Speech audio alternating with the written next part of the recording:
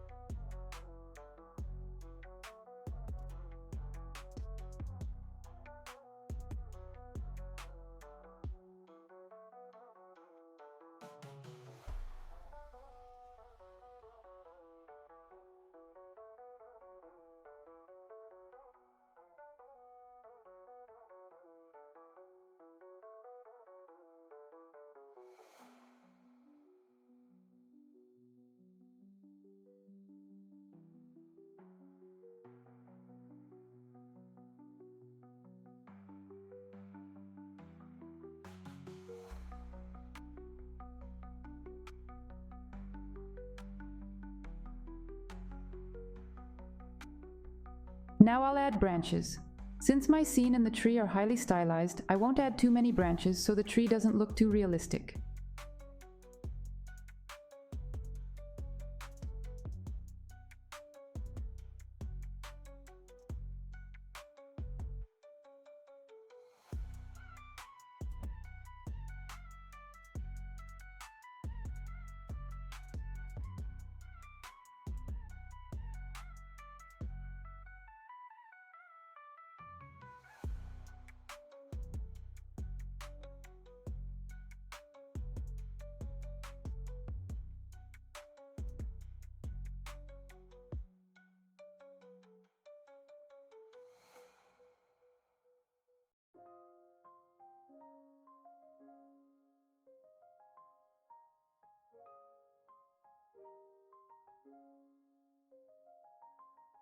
I'm bending the branches downward so that the future leaves hang close to the water. As you can see, there's already space under the tree where the character will be placed.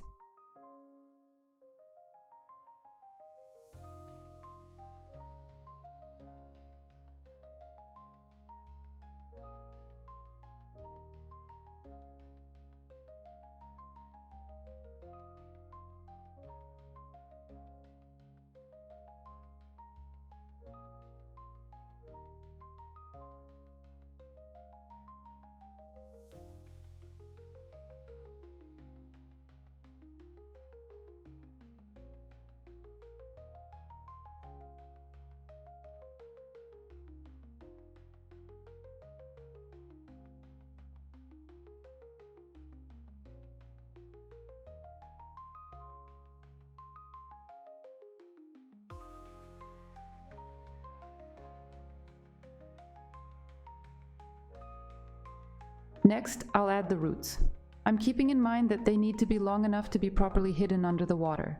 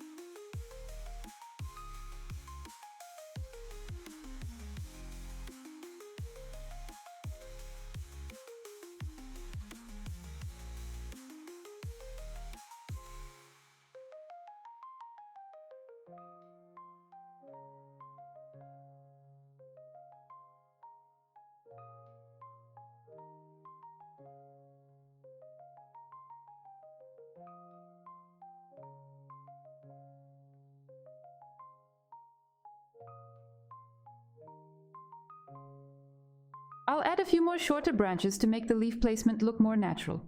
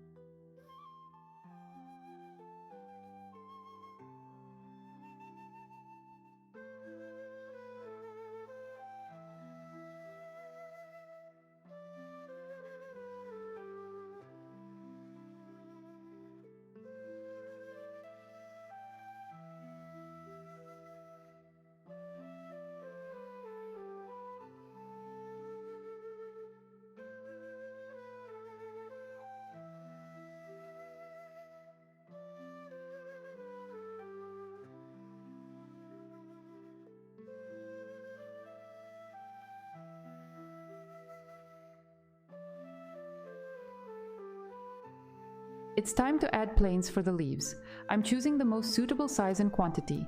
I also set the intersection mode to front.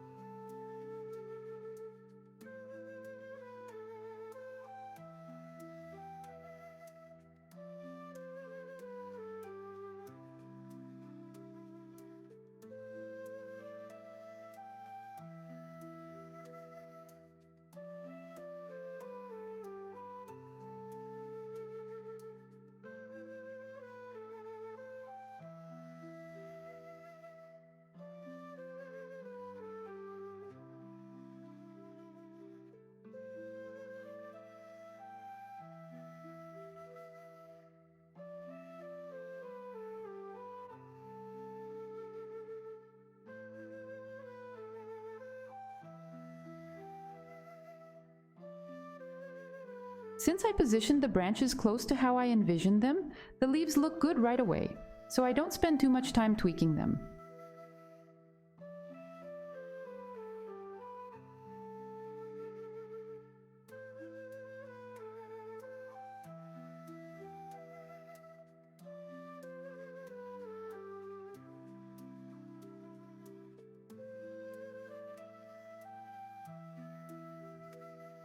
I'll add another layer of leaves.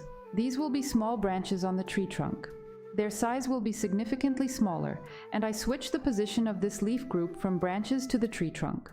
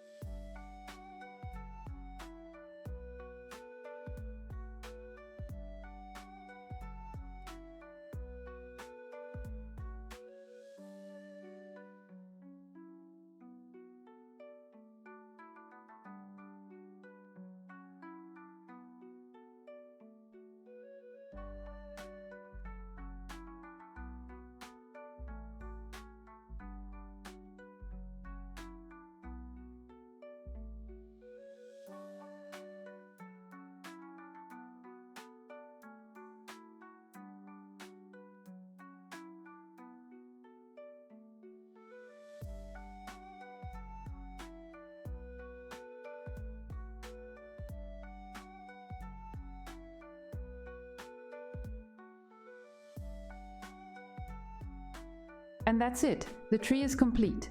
I really like TreeIt because I can create interestingly shaped trees very quickly.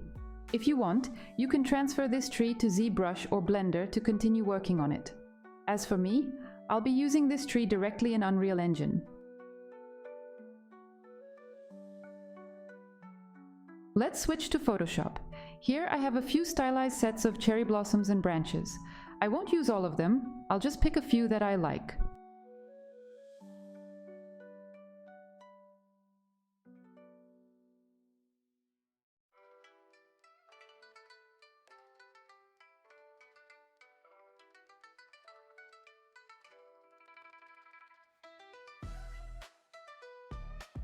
I'll select this flower.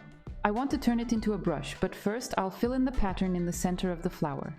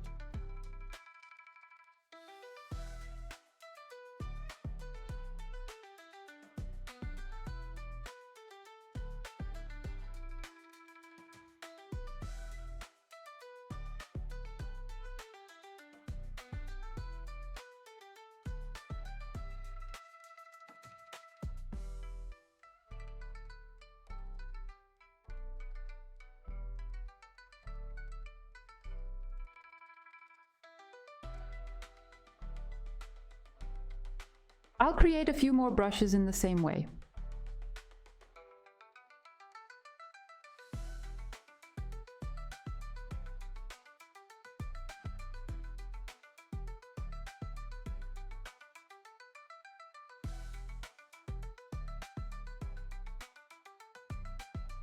Next, I'll create a new document with a black background and start drawing the foliage for the tree.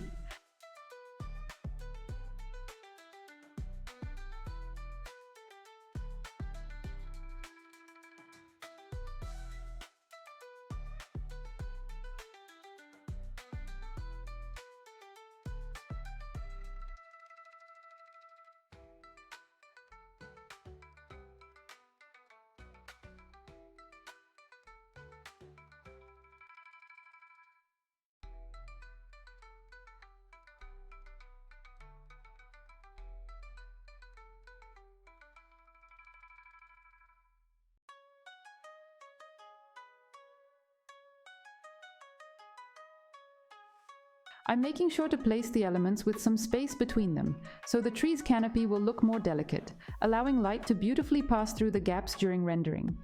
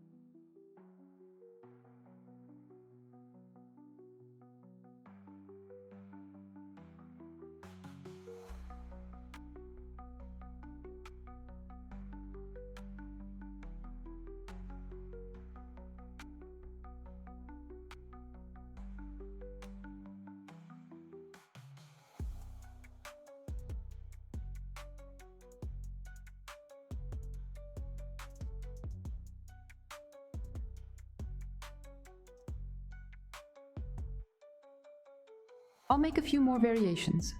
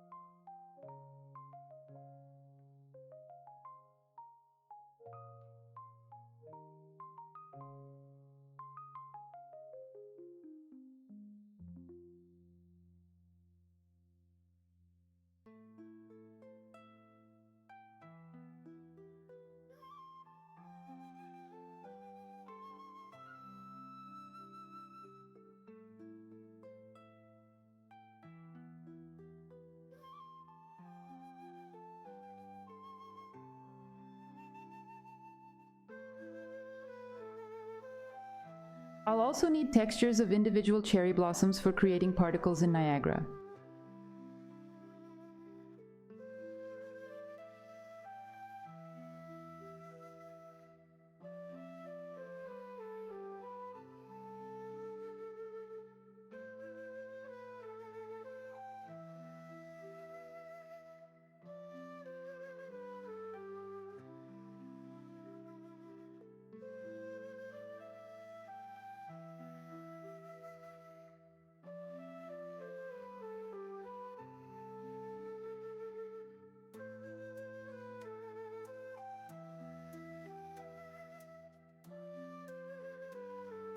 For the trunk of the tree, I found this seamless texture. I need to create a normal map for it. I'm planning to do this online. I really like this website. You can generate various textures simply by uploading an image.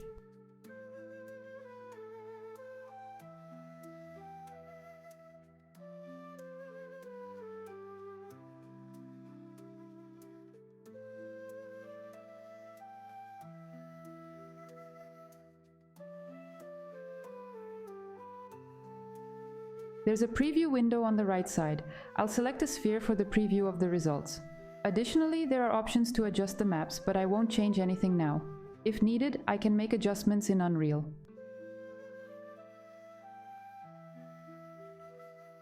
Before we move on to Unreal Engine, I want to show you one more thing that I forgot to mention earlier. When exporting the tree from Treeit, we get two materials by default, one for the trunk and branches and one for the leaves. In my case, I need two materials for the leaves because I plan to apply different textures to them. To achieve this, I just need to assign different textures to each set of leaves and export the tree again.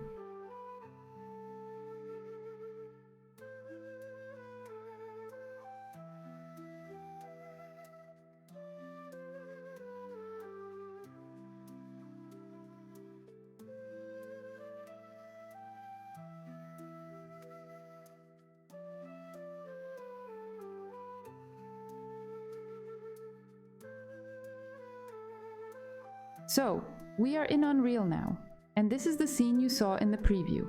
I'll switch to low mode because I'm recording and the scene isn't running very smoothly.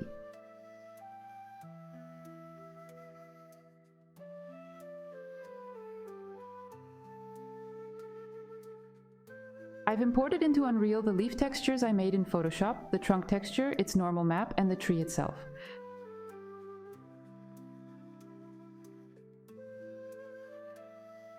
To import assets, just right-click and choose Import. Let's take a look at the tree. As you can see, I have materials for each part of the tree, one for the trunk and two for the leaves. The last material is empty, don't pay attention to it. I made a mistake during export. So here's the material for the trunk. This one is for the tree's leaves, and this one is for the small branches on the trunk. As I mentioned, the last material doesn't apply to anything.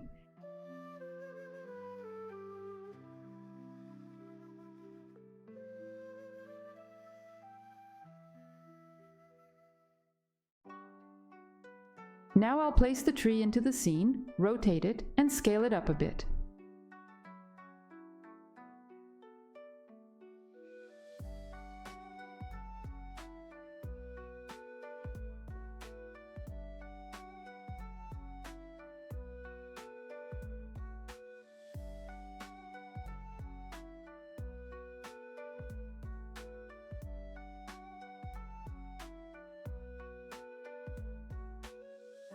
Right now the tree looks a bit odd.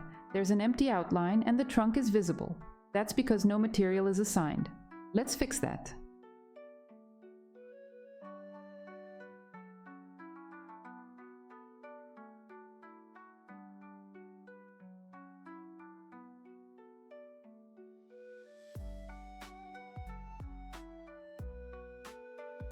And now, everything works perfectly. I'll show you how I created the master material for all my trees. I use one material for the leaves, but depending on the type of tree and the desired result, I tweak the settings using an instance material.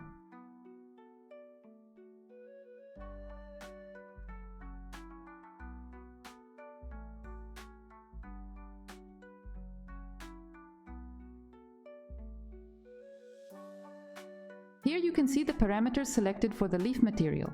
Masked allows the use of a transparency mask. Subsurface adds an additional color for subsurface scattering. Also, it's important to enable the two-sided parameter.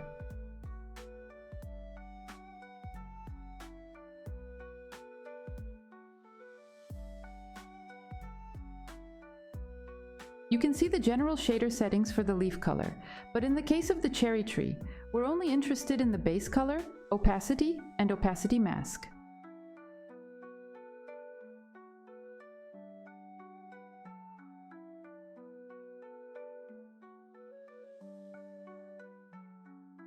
A simple standard node for wind, simple grass wind.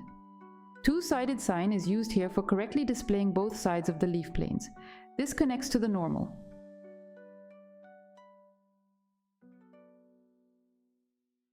And here are the highlights, which I'll explain later.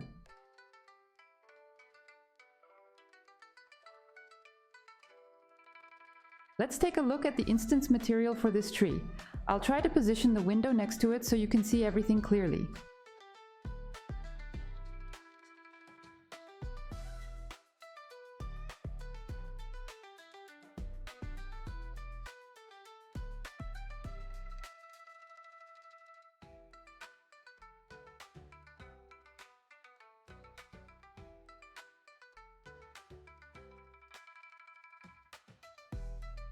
As you can see, most of the material parameters are disabled for this tree since they aren't needed. I really enjoy using instance materials because they allow you to control the material easily without modifying the master material. Here, the base color for the foliage is selected, and you can adjust it as desired.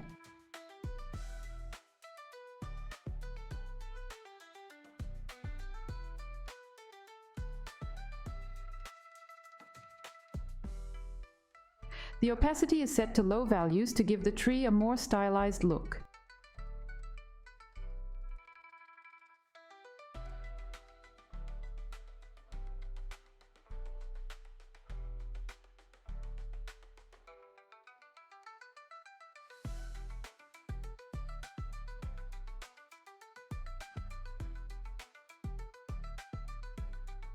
Over here are the highlight settings. This simulates sunlight on the tree canopy and the edges of the leaves where they're usually thinner. It works best with more realistic foliage, but in my case it also adds a nice glow.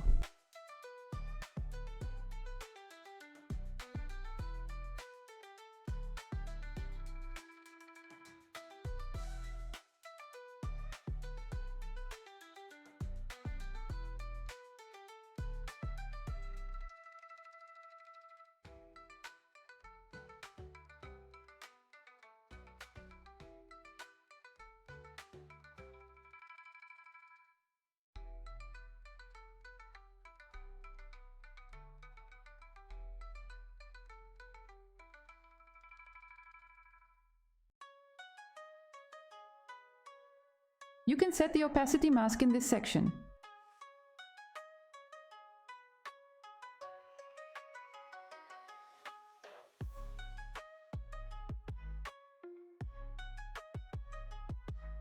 This is very convenient if you're using the same material on multiple trees but want to quickly diversify their appearance.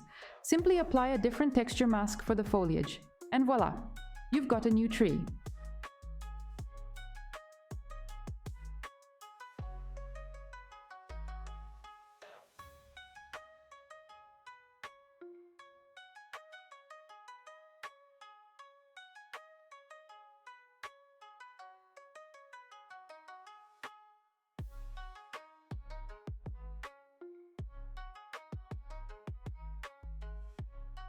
Let's return to the shader. I promised to explain the highlights in more detail. This shader is based on the Fresnel node. You can read more about the Fresnel effect, but in short, it's a physical phenomenon where objects appear brighter around the edges or at sharp angles relative to the camera. The Fresnel exponent is a simple constant, which you can create by holding one and left-clicking. This parameter controls the intensity of the effect.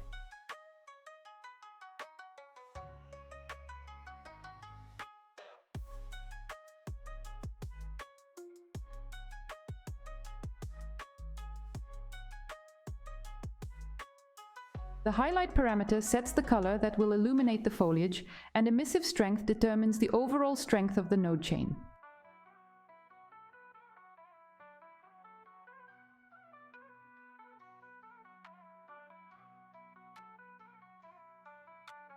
All of this connects to the subsurface color. Remember, to activate this parameter, you need to select subsurface in the material settings.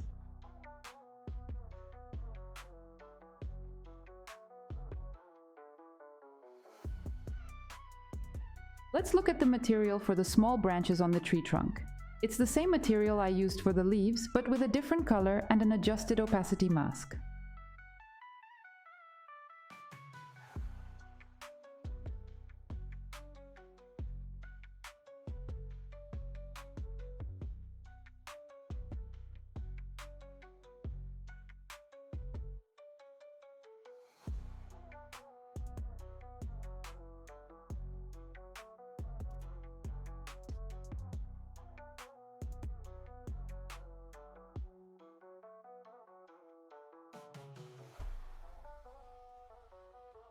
Now let's move on to the tree trunk shader.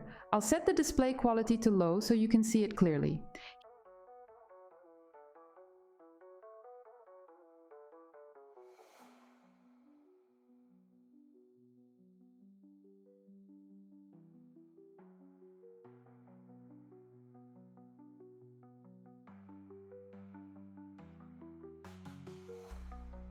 Here's the master material for the trunk. It's very simple.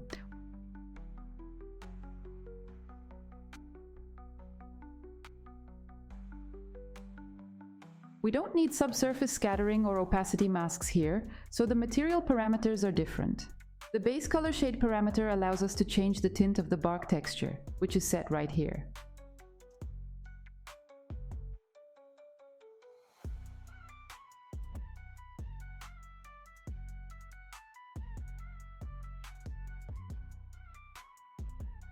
Scale UV adjusts the size of both the texture and the normal map simultaneously.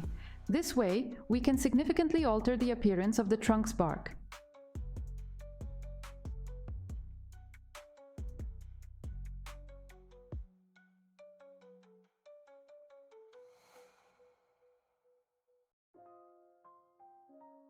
Here, I have parameters for metallicity and roughness.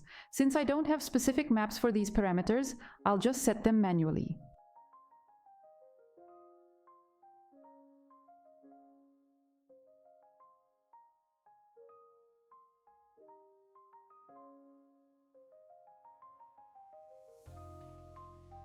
And this is the shader for adding moss to the surface of the trunk. It's based on the world-aligned blend node. This node is used to create an effect where the texture or material changes depending on the direction of the object's surface relative to the world axis. And here are two parameters connected to blend sharpness and blend bias. Blend sharpness controls the sharpness of the transition between textures, and blend bias allows you to shift the center of the transition between textures.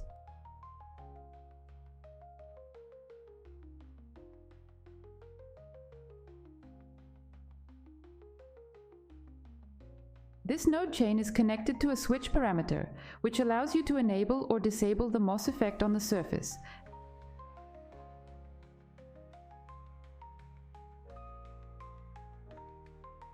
And that's the whole shader for the tree trunk. Now let's take a look at the instance material.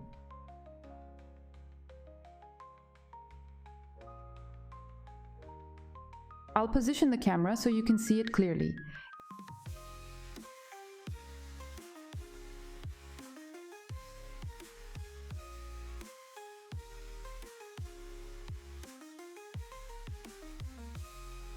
In this section, you can quickly change the texture and normal map of the bark. I'll show you right away how the world-aligned blend parameters affect the appearance of the moss.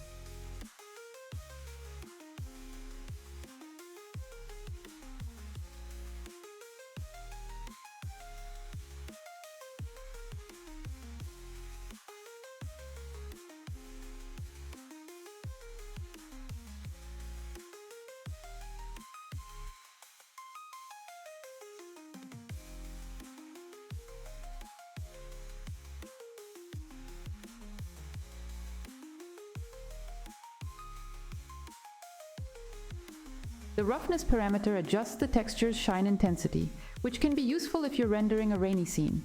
As I mentioned earlier, Scale UV changes the texture size.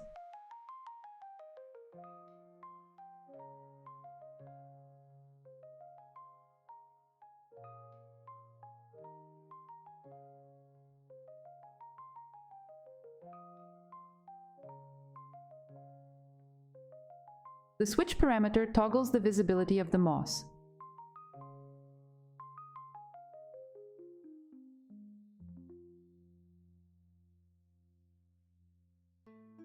The color adjustments for the bark and moss also work nicely.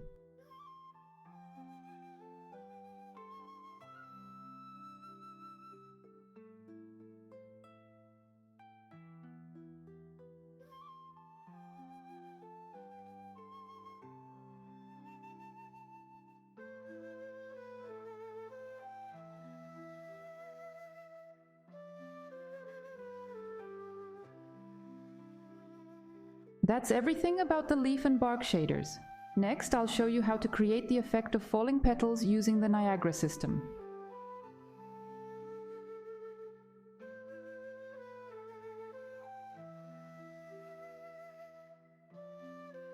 So, as you can see here, inside the tree is a particle emitter simulating falling cherry blossoms.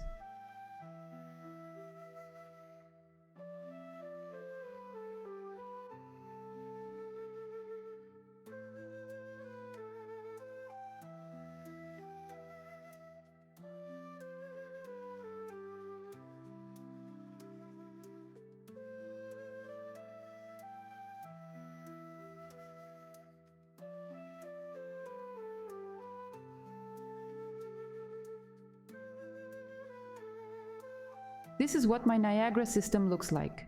In a moment, I'll show you how to create this from scratch.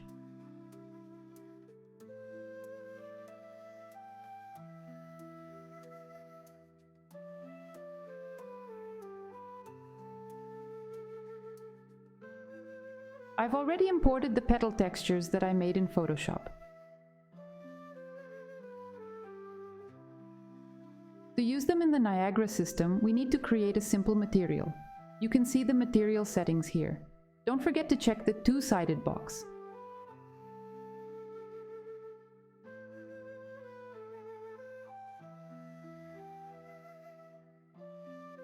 The petal texture is connected to the opacity mask, and the particle color node is used in the base color. This node allows us to control the color and transparency of the particles in the Niagara system.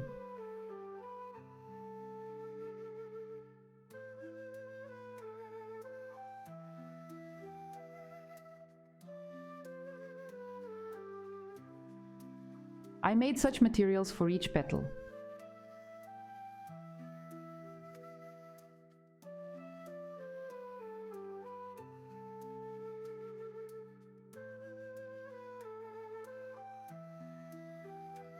Now let's create a new Niagara system. I'll be using the blowing particles template.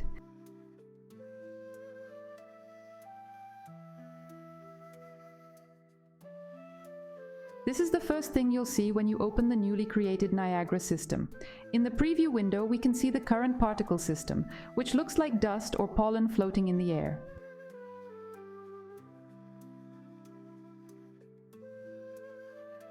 I'll duplicate it and temporarily disable the visibility of one of them. In the remaining one, I'll make some changes.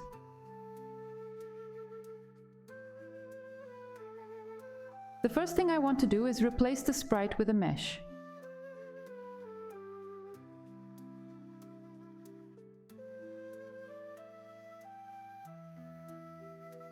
I'll choose a simple plane as the mesh.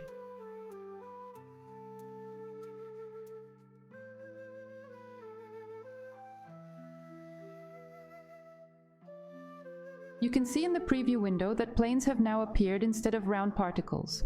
Now I'll assign a material to this plane, which will be the material I made from the individual cherry blossoms.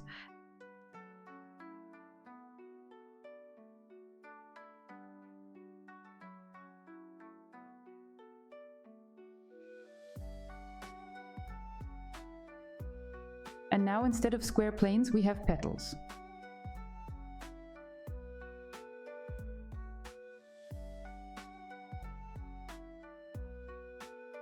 I'll move on to initialize particle. I'll change the particle lifetime and the values for the mesh scale.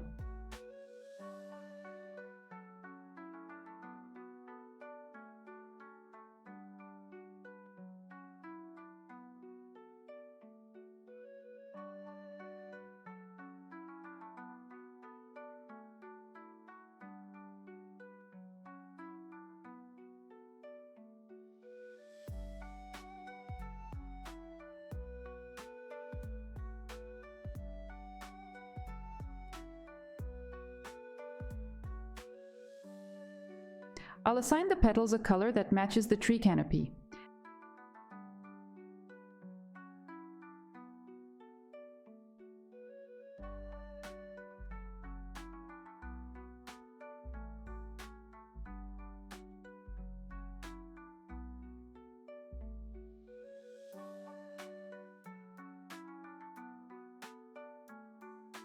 Next, we go to Shape Location. By default, a sphere is used, but I prefer to use a box. I'll set the size to 300.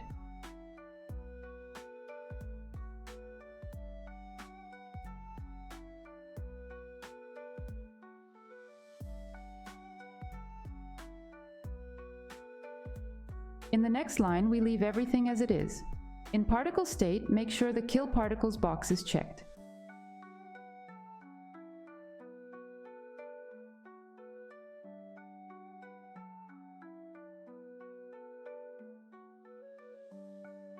In gravity force, I use random range vector and set the minimum and maximum values.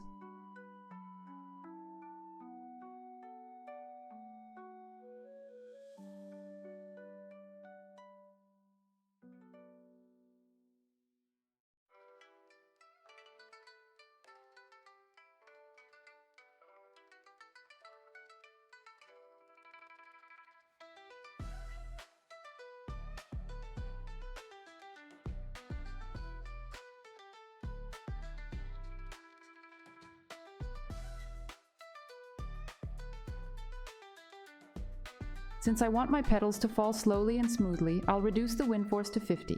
It already looks good.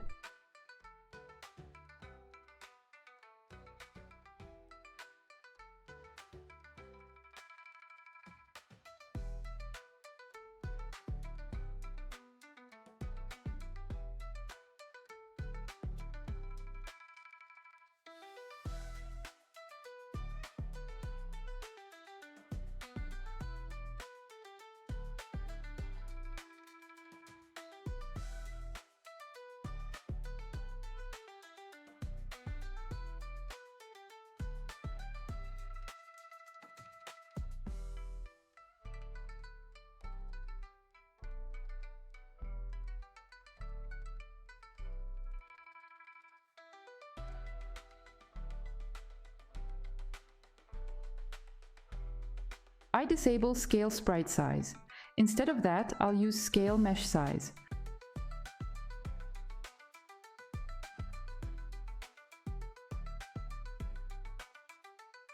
I add Rotation Velocity. This adds rotational speed to the particles, making them rotate around their axis.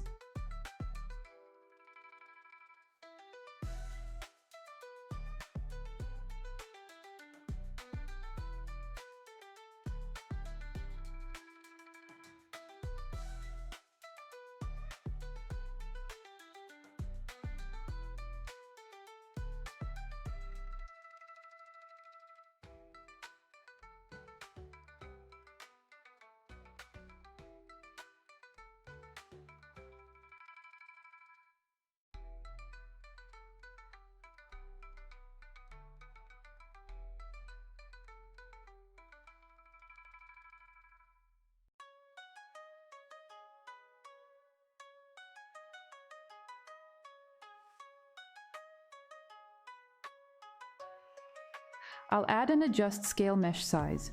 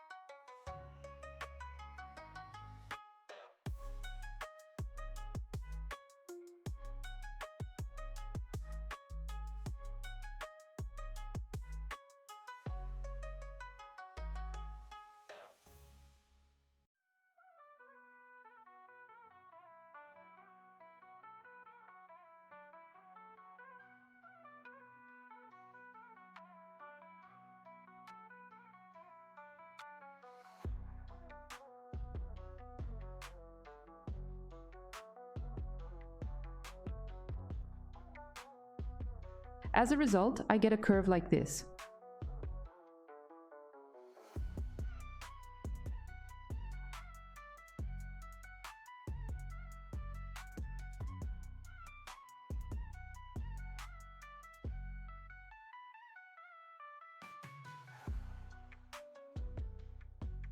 That should be everything. Let's take a look at what we've got. Not bad. To make the petals fall downwards, I'll rotate the component with the arrow pointing down.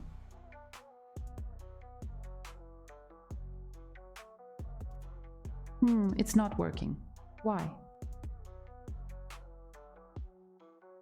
This box here enabling local shape isn't checked. Now everything's fine.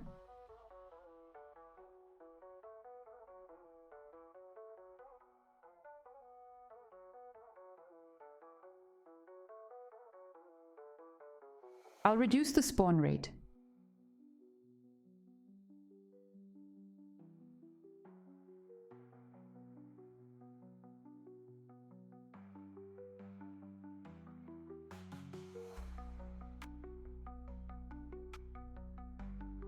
Everything looks pretty good. The only issue we have is with the collision. Look, the petals just passed through the ground. That's not good.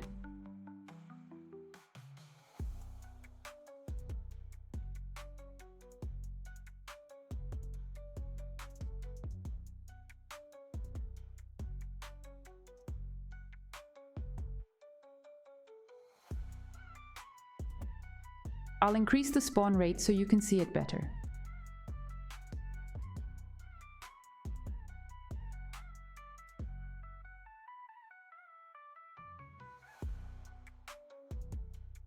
Let's go to collision and change the particle radius value. Let's set it to 3, for example.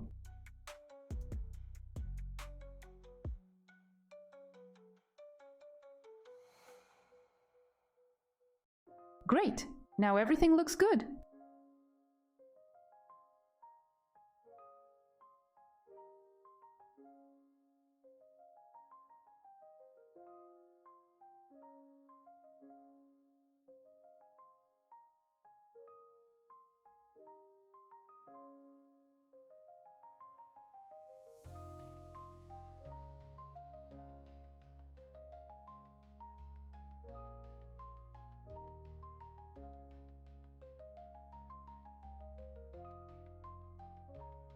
The next thing I want to do is duplicate the current node twice. In each of them, I'll simply change the material on the plane so that the falling petals have a variety of shapes.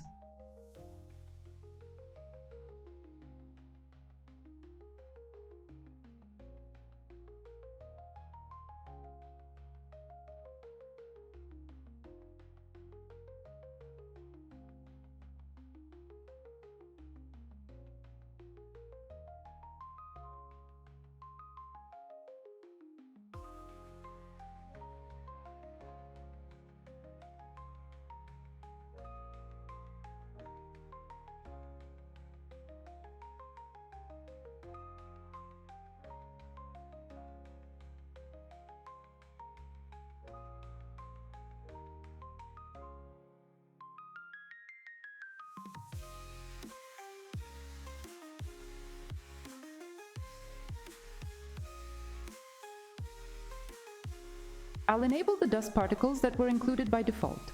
This will add some variety to the effect.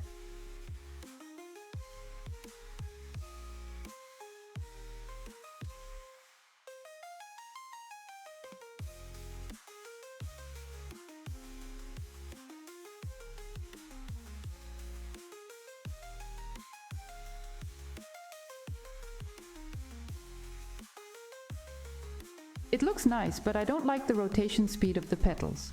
It's too fast. It feels like the petals are made of plastic. You know how falling confetti spins at that speed. This isn't right. And I know what the problem is. I made a mistake and added add rotation velocity in particle update instead of particle spawn. I'll fix that now.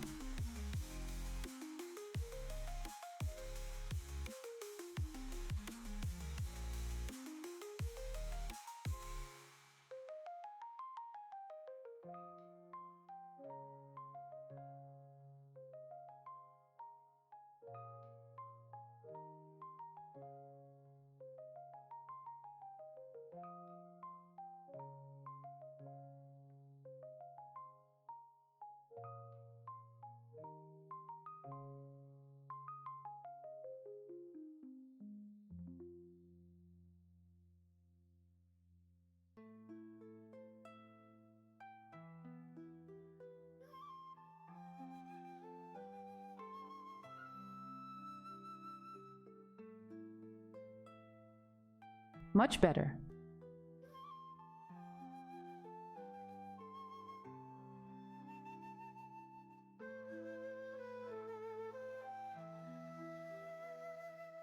I'll duplicate the nodes again and change the material.